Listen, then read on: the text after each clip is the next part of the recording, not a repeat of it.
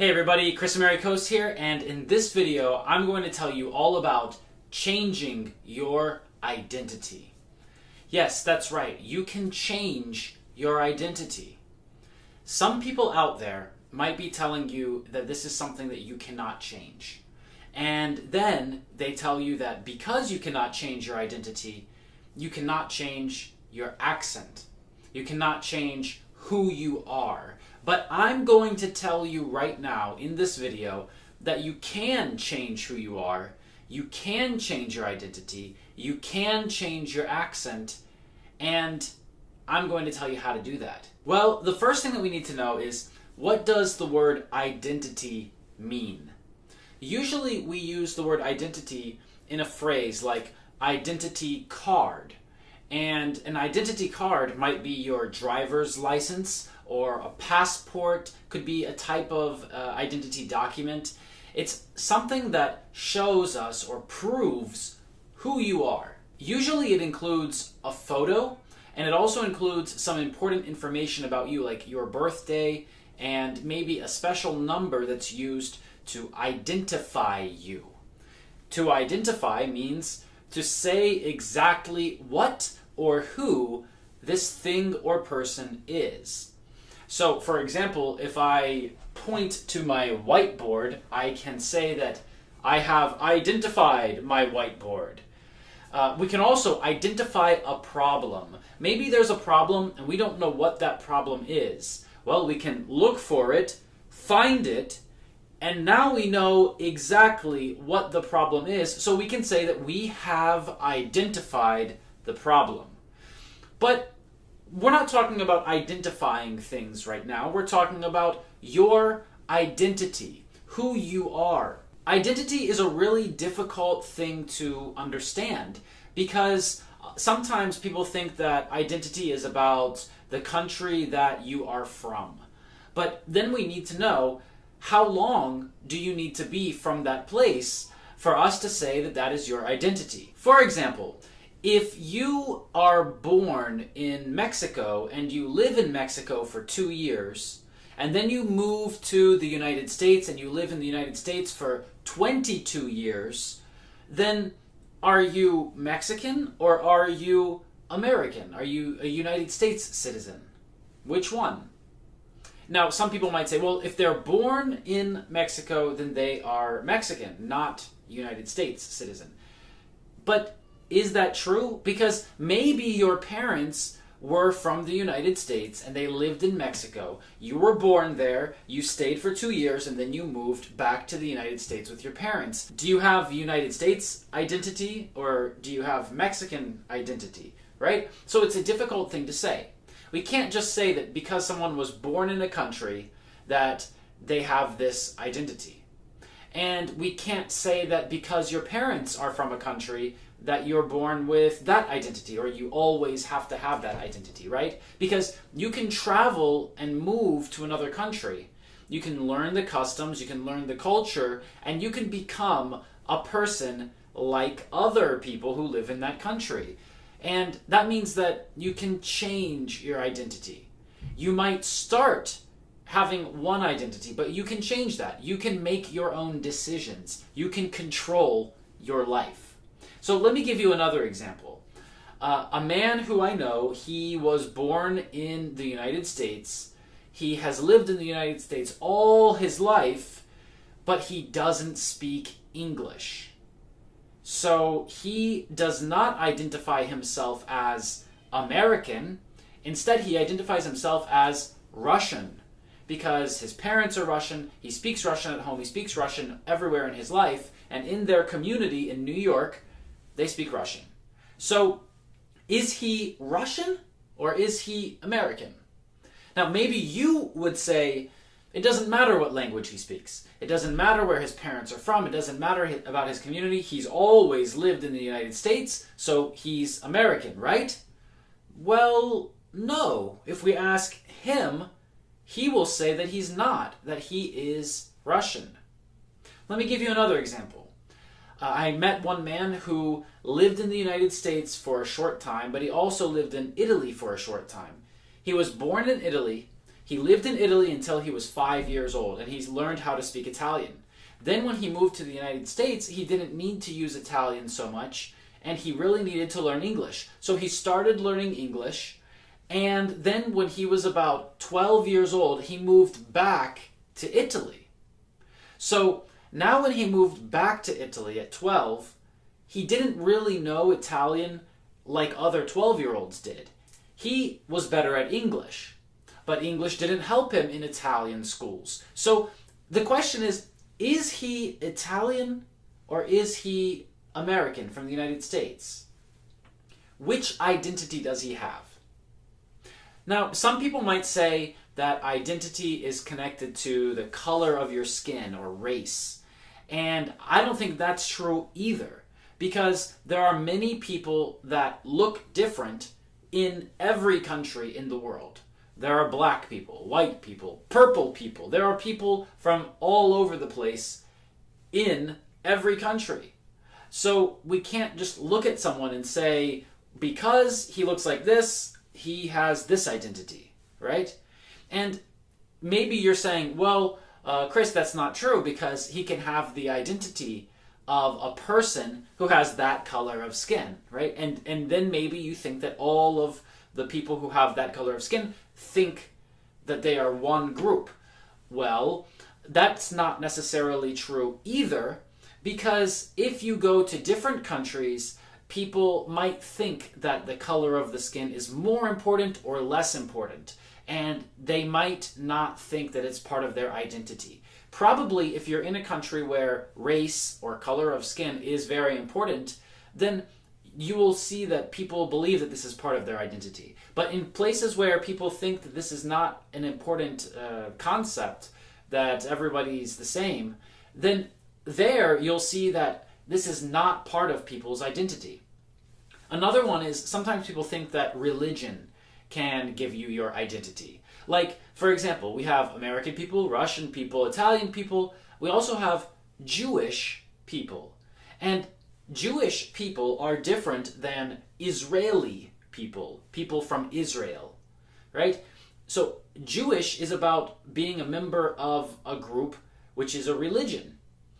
And many people say, when you ask them, where are you from? Where are your parents from? What's your heritage? They might actually say that they are Jewish as part of who they are.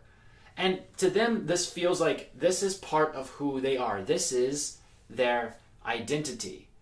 But we can't really look at someone and understand, is he Jewish or not?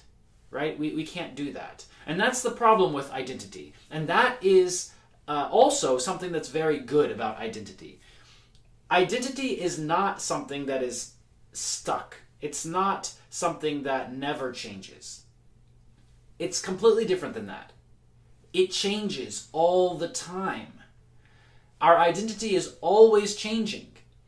And we have to decide who we think we are, and making that decision will help us understand our own identity. So now let me tell you my identity story. The story of how I became the person I am now.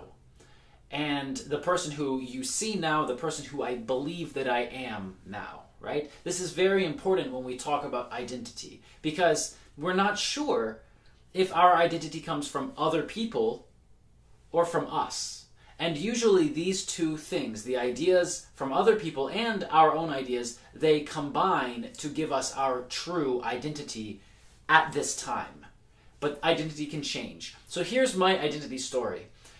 I was born in Germany, but my parents are American. Both of my parents are from the United States. And they lived in the United States all of their lives until they moved to Germany for my father's job and lived there for 2 years. And that's when I was born. And my parents are completely 100% American. They have always spoken English their whole lives. With their parents, they spoke English. With their grandparents, they spoke English. And they both have never lived in another country and have never spoken another language. They've studied languages at school, but they don't speak other languages fluently. And so At home, we only spoke English, but we lived in Germany. I actually don't remember this period of my life because I was only 1 year old or less, but when I was about 1 year old, we moved from Germany back to the United States. I went to a local school, and at that school, the teachers asked questions like, where were you born? Where are you from? And other things like that. Now, all of the other children said that they were born at the hospital down the street or in the next city or the next state, and I said that I was born in Germany. So all of the other children started telling me, hey Chris, you're Chris from Germany. You're Chris, the guy who's not American. And so I started to think that I was different from the other children. Now, I wasn't different from the other children. My parents were from the same place that their parents were from. But I was born in a different place, and other people thought that that was part of my identity. I made a decision, as a small child, to believe this, and to think that, yes, because I was born there, I am different. And one person might believe this and another person might not believe this. So this is really how other people's opinions and your own opinion come together to form your identity. But really you have the power to control what you believe and to make your own decisions. And that creates your identity more than anything else. So up to this point, we were living in Ohio. And then my father's job took us to Hawaii. Hawaii is still part of the United States, but it's very, very different. In Hawaii, there are a lot less people who look like me, and there are more people who don't look like me. And in Hawaii, sometimes there is some discrimination against people who are called white. So I remember this period of time when I was playing with other children in the neighborhood, and I understood that people speak differently than me, and they look different than me, and there aren't a lot of people who look like me.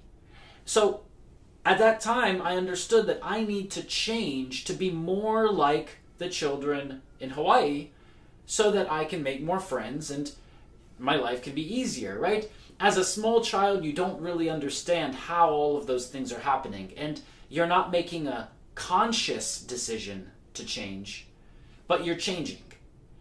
So at that time, I listened to the other children, I started speaking to the other children, doing things like the other children, and that's usually what happens, is our identity is formed as we grow and we mature.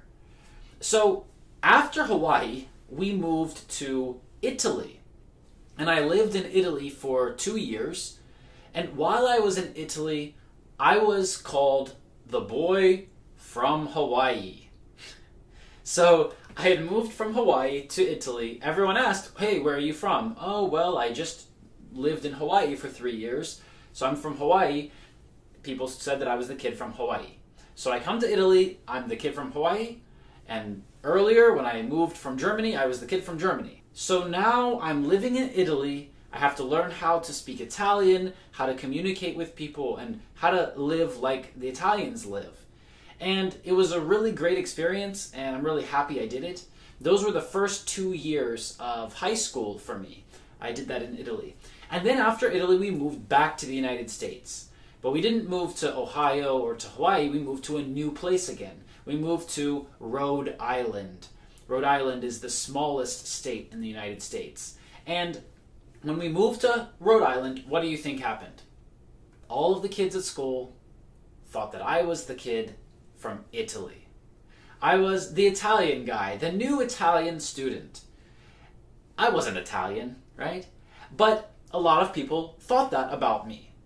And because I had just moved from Italy and I liked Italy, I thought that about me too, that I had this experience of living in Italy. There were some things about Italy that I like, and I took them with me as part of who I was, part of my identity. So I think you understand what I'm saying. After that, I moved a lot of other times. I lived in West Virginia, Florida, Washington, D.C., Russia. And so every time that I moved to a new place, people thought I was from the place before.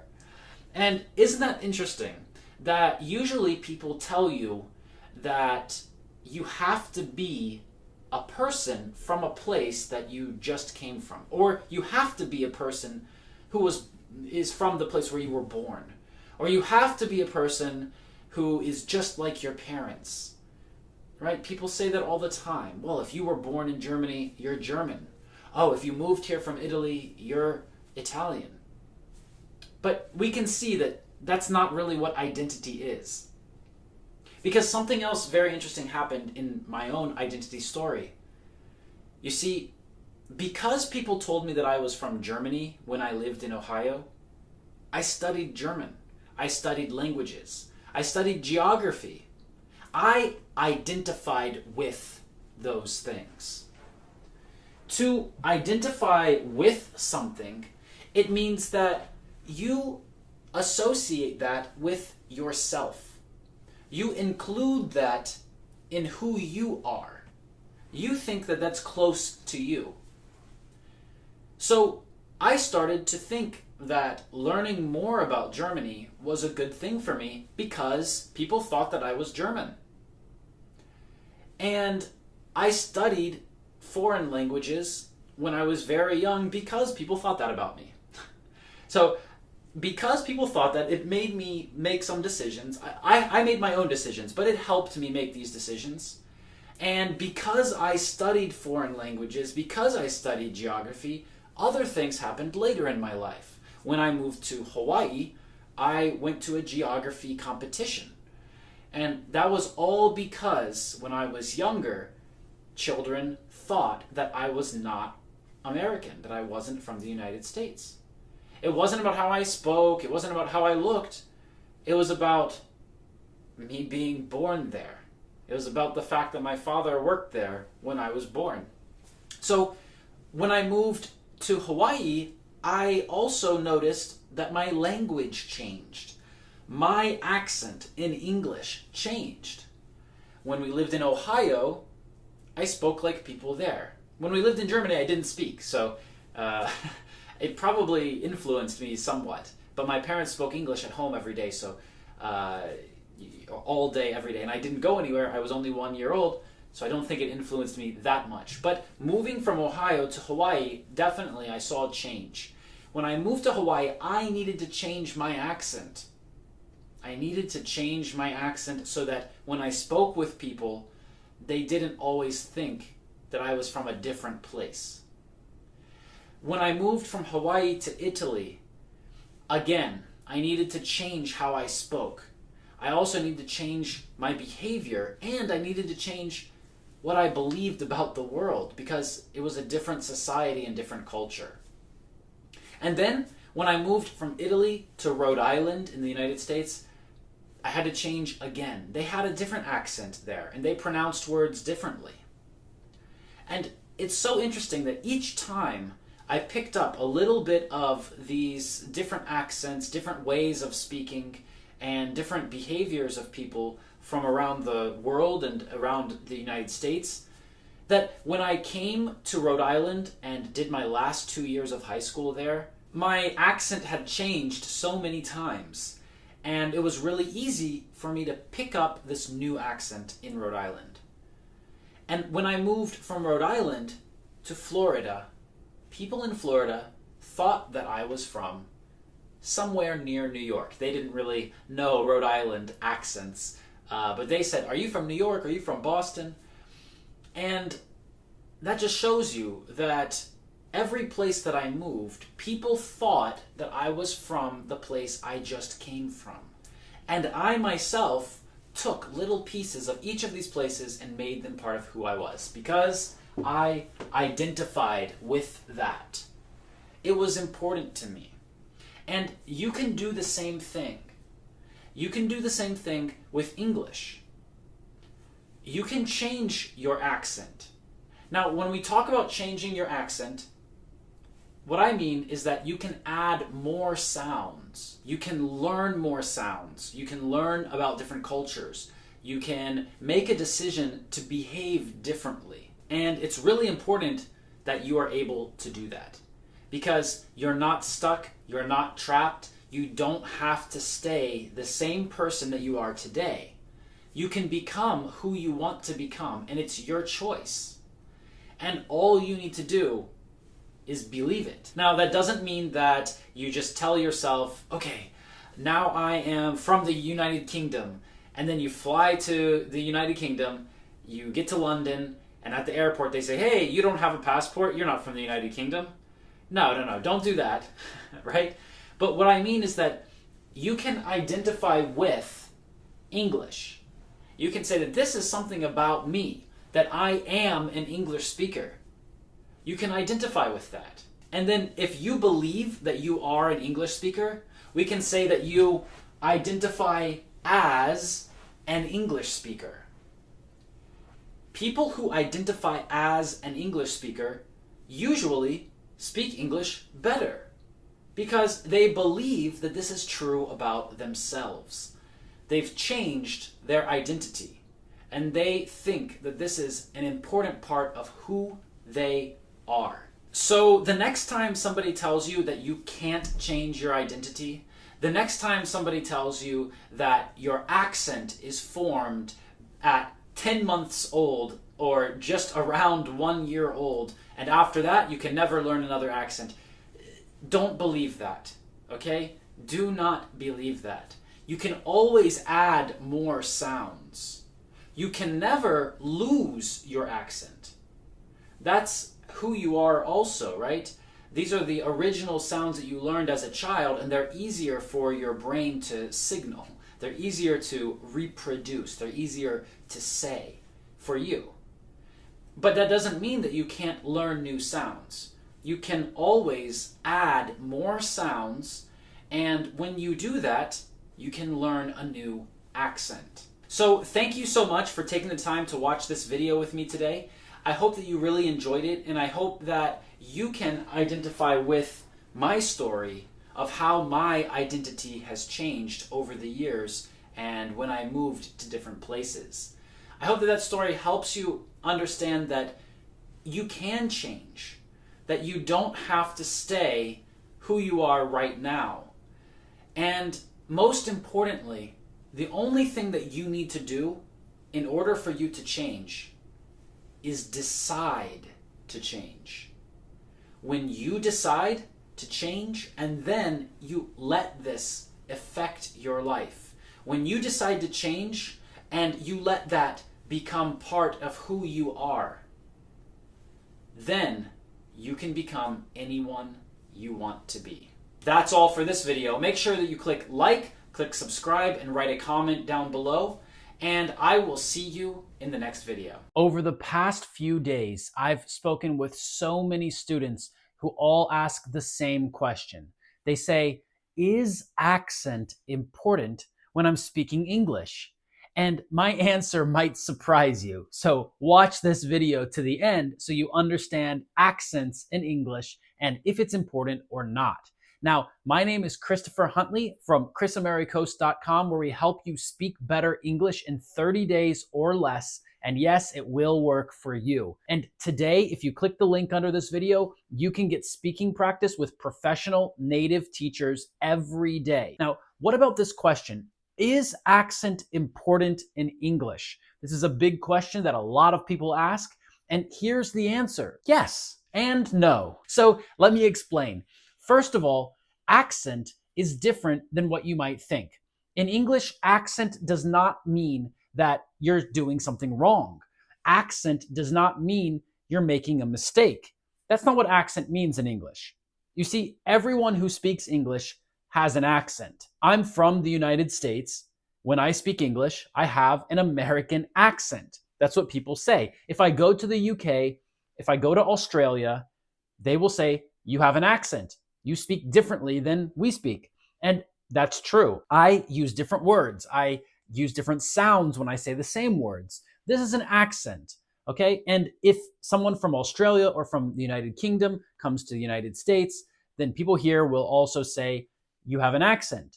That does not mean that they don't know English. It doesn't mean that they're making mistakes. It doesn't mean that they're wrong or anything like that. What it really means is that part of the way that they speak tells me that they're from a different place. And that's okay. In fact, a lot of people think accents sound interesting. Maybe they think they sound attractive. Yes, people like accents. So when that person comes up to you and says, "Ooh, I like your accent. Where are you from?" Well, a lot of my students say that that bothers them. Oh, they hear my accent. It means that my English isn't good. No, that's not what it means. It means that they're interested in you. It means they like you. It means they want to find out more about you. That's what it means. And so a lot of people have the wrong idea about what an accent really is. So in English, an accent just tells us that you're from a place. And there's a New York accent. Forget about it. There's a Texan accent. 100% Texan. There's accents from all over the place. So it doesn't mean that you're wrong or you're bad or you're doing something that, isn't correct in English just because you have an accent, because everyone has an accent. So in that way, we can say that accents are not so important. What is very important is that you speak clearly, because language and communication are about understanding. It's about understanding the other person and the other person understanding you. That's what's important about accents. So it doesn't matter what accent you have, as long as it's clear and understandable. The other thing about accent is sometimes students say, "Chris, I want to sound like a native speaker. I want to have a native accent." And my question to them is always, which native accent? Because there's a native speaker accent in the north part of England. I know that. And in the south part of England. Different ones in London. Learn your British accents. I'm from London. And different ones in New York. Hey, how you doing? And different ones in Sydney. Well, I look around this place, I tell you, I am jubbered, just jubbered, full of beans, no doubt. So there are a lot of different accents from native speakers. And if you want to sound like a native speaker, then the first thing to do is to decide which native speaker you want to sound like. Now, you actually don't have to sound like a native speaker to be very successful using English and doing things in English. You can use English to get the things you want, to succeed in your life, in your business, in your job. You can do that without having a native accent. In fact, a native accent doesn't really mean a lot. Because if you sound like an American and you go to Australia, people will still say you have a foreign accent. You have an accent that sounds different from the people who usually speak English in Australia. So thinking about your accent means that you need to think about this differently. When you're thinking about your accent, it's not about changing how you sound so much. This is a big mistake that I hear a lot. A lot of times people say, "I want to lose my accent. I want to reduce my accent. I want to get rid of my accent." And none of those phrases make any sense at all. Okay? I'm sorry to disappoint you, because I know that if you're learning English, you've probably heard someone say that, or maybe you've said that, or maybe, I hope not, but maybe a teacher has said that to you too. And here's the truth about getting rid of your accent.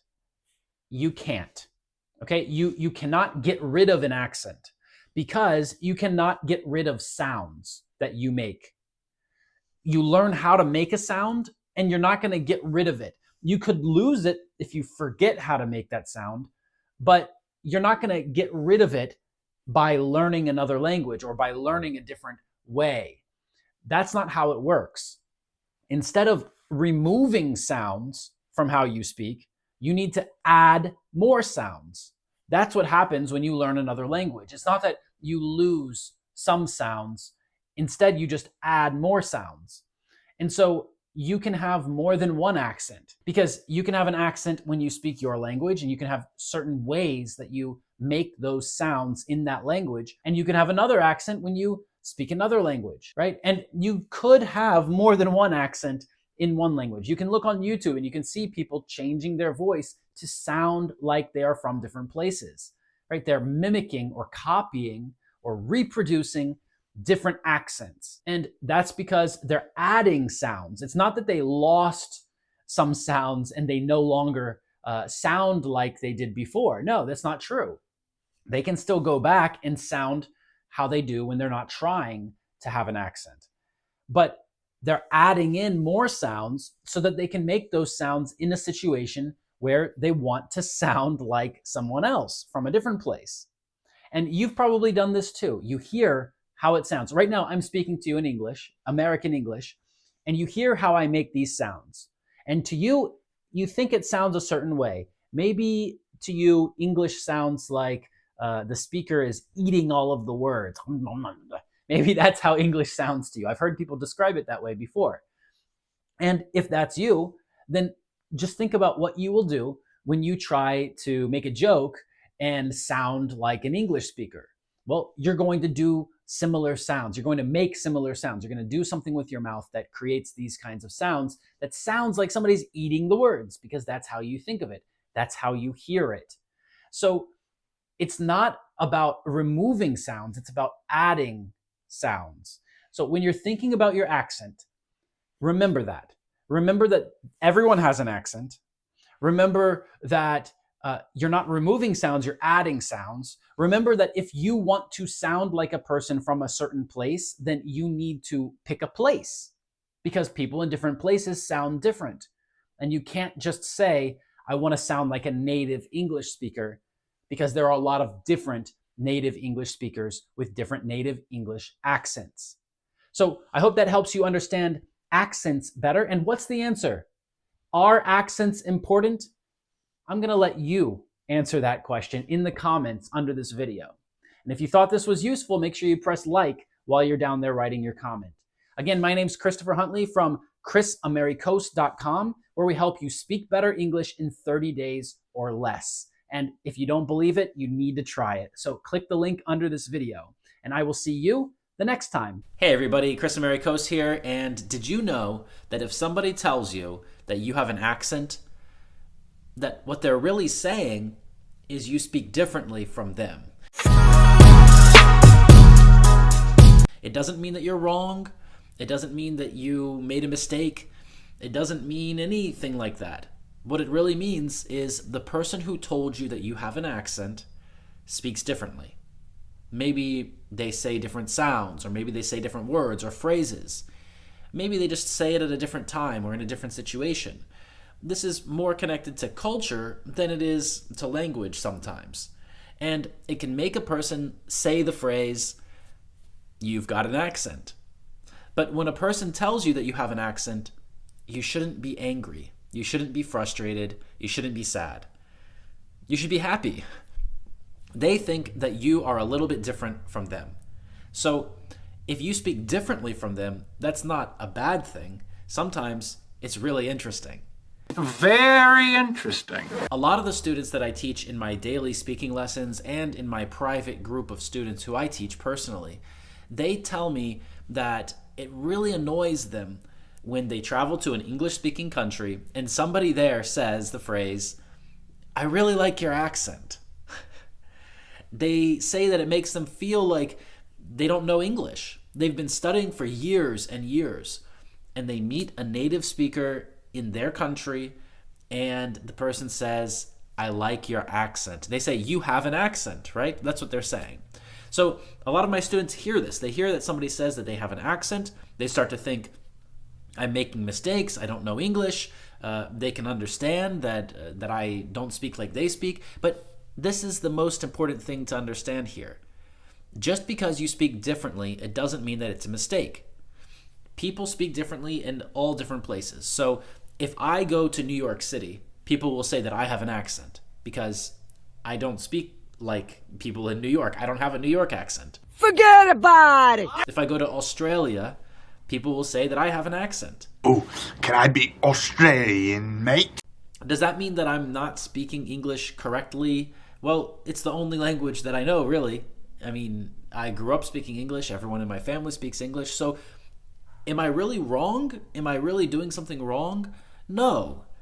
It's just an accent. An accent just tells people about your experience before this, right? Where you came from, how other people spoke near you, because people usually copy the sounds that are near them. And when you hear those sounds again and again, then you might start talking like those people. It happens all the time. A person from the United States, for example, moves to the United Kingdom or to Australia, and they pick up a new accent. Their accent changes. They start speaking differently. It happened to me when I was a child. I moved to different countries and different states inside of the United States, and every time people spoke a little differently in those places, and I picked that up and I combined it into my accent, right? Into the way that I speak. So this is a really important thing if you're studying English. You can't let the fact that somebody thinks you have an accent or says you have an accent, you can't let that bother you. You have to be strong and keep going, because an accent is not a bad thing. An accent is a good thing.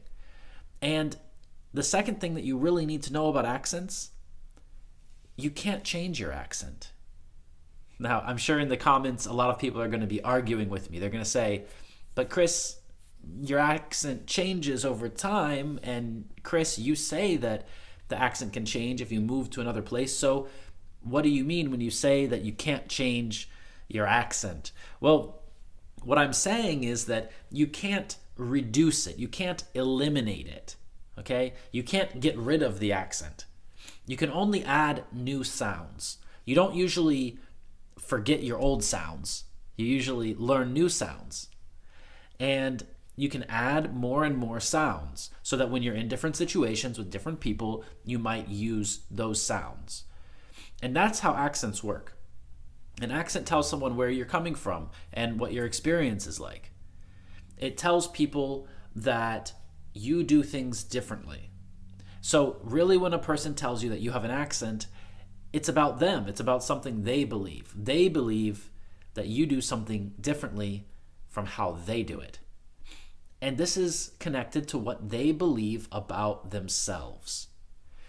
They believe that they are a certain type of person who does certain things, who's from a certain place. You probably believe that too. You probably believe that if you're from Indonesia, then you have a different accent and you speak differently from other people.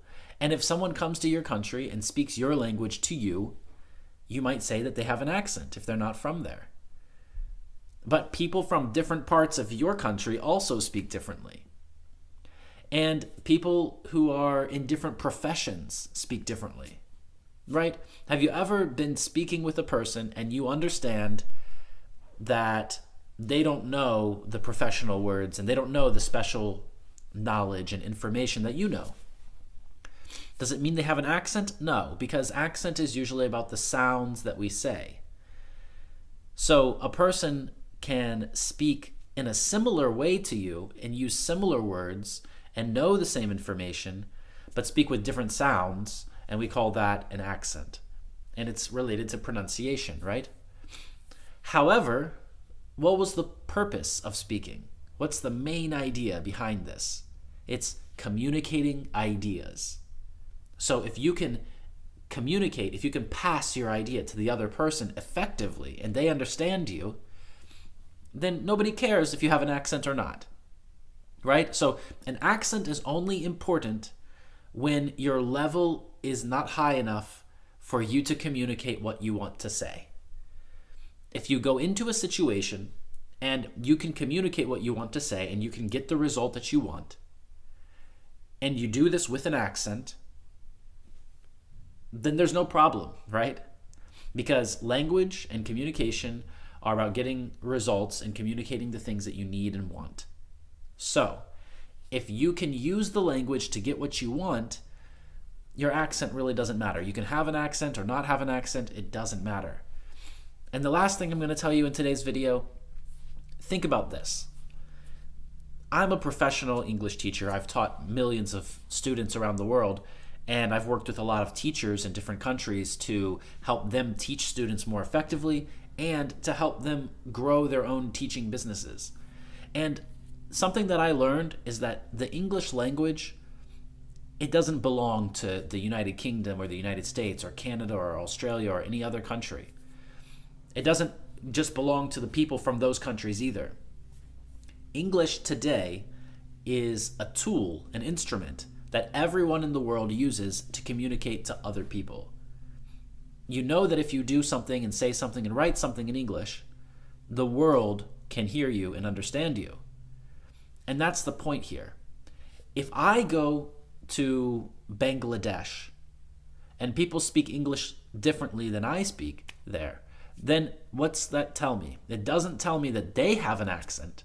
How can I go to a place and millions of people around me speak the same, I speak different, and I can tell them that they have an accent? No, it doesn't work like that. What you should do is learn to adapt, learn to change, and use what people say in that place. When I go to Russia, I have to speak a little differently so that people understand what I'm saying. When I go to New York, I have to speak a little differently. In Bangladesh and Indonesia, in other countries, people speak differently. And it doesn't matter that I'm a native speaker. It doesn't matter that I'm from the United States. It doesn't matter. What's right is communicating so that it's effective, passing information and knowledge effectively. That's what it's all about. That's why we use the language. So if that's the goal, then I should change how I speak to be more effective in communication with people in that place. So if I go to Bangladesh, I should change how I speak. They shouldn't change how they speak to speak with me. Does that make sense? Well, I hope it makes sense, and I hope you understood the points that I presented in today's video. I hope you liked this video. Make sure you press like, press subscribe, and leave a comment down below, and I will see you in the next one. Bye-bye. Hey everybody, Chris Americos here, and welcome to another video. In this video, I'm going to introduce you to 7 teachers from different countries around the world, and they're going to tell you about their accent, where they're from, and how they think that they sound. And then after that, each teacher is going to repeat some words so that you can hear how these words are pronounced differently in different countries and by different native speakers. We have a teacher from the UK, a teacher from Canada, a teacher from Australia, 2 teachers from the United States, and 2 teachers from South Africa. So I hope this video helps you understand the differences between these different accents. So for the first 3 minutes of this video, the teachers are just going to introduce themselves, and they're going to say a little bit about where they're from and why they sound how they sound. This should help you understand how people in different places speak about their own accent and the way that they speak. Pay attention and take notes because this video is going to be very, very useful. All right, let's get started. Hey everyone, it's Megan here from Everyday English, and I am from England. I live on the outskirts of London. I live in a very small rural town, but it takes me about 30 minutes on the train to get to London. So I have a very British or traditional English boring accent. Typically, I speak the same as the Queen. So we say the phrase like, one would like to have tea with the Queen. Very traditional English popular phrase, which everyone assumes to be very English and very British. Hi, I'm Preeti from Everyday English. Cardinal rule of Australian English is why say the whole word when you can just shorten it. There's not one Australian accent. We have 3 main types: broad, general, and cultured. The accent depends on where you're from and where you live in Australia. Hi everyone, my name is Robbie and I'm a South African who uses English as my first language. So South Africa has 11 recognized languages, and because of this, it obviously has a major impact on our accent, as well as our choice of words when speaking. Hi everybody, my name is Claire and I'm from the friendly country of South Africa. My country has 9 provinces, and each province has their own official language. In addition to that, we have Afrikaans and English, English being my native language. Afrikaans is spoken in no other country around the world. And evidently, it has the biggest influence on my accent. Hi everybody, my name is Robert Salo. I'm one of the teachers for Everyday English. I understand that I get a lot of my influence from the American South as well as my parents from the American North. A lot of influence from Alabama, Georgia, a little bit from the Carolinas, and a little bit of influence from the Caribbean, from the people who immigrate to Florida or who visit Florida from the Caribbean. Hello guys, my name is Jasmine and I am a teacher here on Everyday English. I am from the United States of America. As you guys might notice, I have an American accent, all right? So some things about my American accent are that I have been told I have kind of a standard accent. So this means that my accent is more flat and neutral. Right. What's up, everybody? My name is Hamza, and I'm an English teacher here at Chris Americos. Did you catch my accent? My accent is mostly Canadian, specifically very urban Toronto. You might think that standard US and Canadian accents are similar, and you're right. However, there are certain words that we pronounce differently. Okay, you've met our 7 teachers, and now we're going to listen to how each of these teachers says the same word differently. This will help you understand how some words are pronounced differently in some places, but other words sound the same. Couple. Couple. Couple. Couple. Couple. Couple. Drawing. Drawing. Drawing. Drawing. Drawing. Drawing. Drawing. Cinema. Cinema. Cinema. Cinema. Cinema. What's the matter? What's the matter? What's the matter? What's the matter? What's the matter? What's the matter? What's the matter? Grass. Grass. Grass. Grass. Grass. Grass. Grass. Tuna. Tuna. Tuna. Tuna. Tuna. Tuna. Tuna. Garage.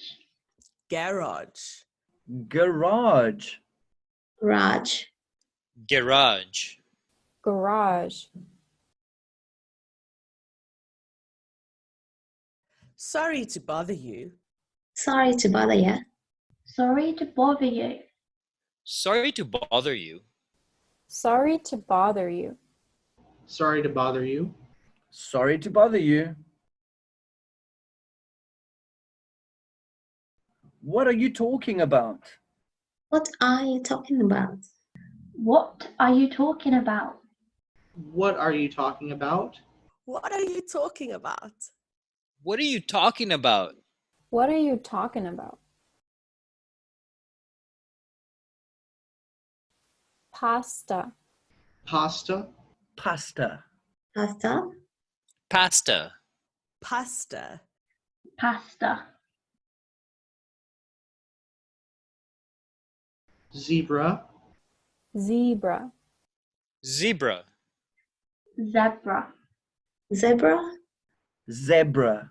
Zebra. Are we taking my car or yours? Are we taking my car or yours? Are we taking my car or yours? Are we taking my car or yours? Are we taking my car or yours? Are we taking my car or yours? Computer. Computer. Computer. Computer. Computer. Computer. Computer. Harry and Mary got married last January. I wish them a very merry marriage. Harry and Mary got married last January. I wish them a very merry marriage. Harry and Mary got married last January. I wish them a very merry marriage. Harry and Mary got married last January. I wish them a very merry marriage. Harry and Mary got married last January. I wish them a very merry marriage. Harry and Mary got married last January. I wish them a very merry marriage. Harry and Mary got married last January. I wish them a merry marriage. Small. Small. Small. Small. Small. Small. Small. Literature. Literature. Literature. Literature. Literature. Literature. Literature. There's no way to get out of this dilemma. There's no way to get out of this dilemma. There's no way to get out of this dilemma. There's no way to get out of this dilemma. There's no way to get out of this dilemma. There's no way to get out of this dilemma. We brought you a genuine Florida orange and a little bottle of water. We brought you a genuine Florida orange and a little bottle of water. We brought you a genuine Florida orange and a little bottle of water. We brought you a genuine Florida orange and a little bottle of water. We brought you a genuine Florida orange and a little bottle of water. We brought you a genuine Florida orange and a little bottle of water. We brought you a genuine Florida orange and a little bottle of water. Good day. Good day. Good day. Good day. What? What? What? What? What? What? What?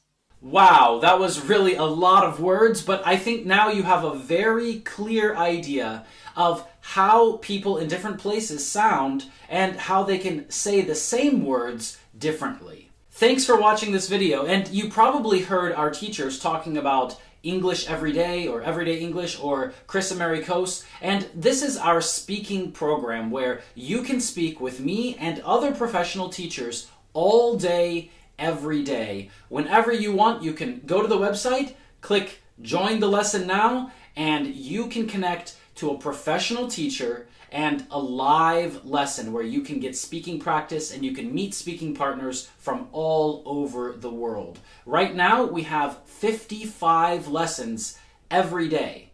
So anytime that you want to join, you can go to the website and you can join a live lesson. I hope to see you in the next live lesson. Just click the link under this video to get started. Thanks again for watching. Don't forget to press like, press subscribe, and leave a comment down below, and I'll see you next time. Bye-bye and have a wonderful day.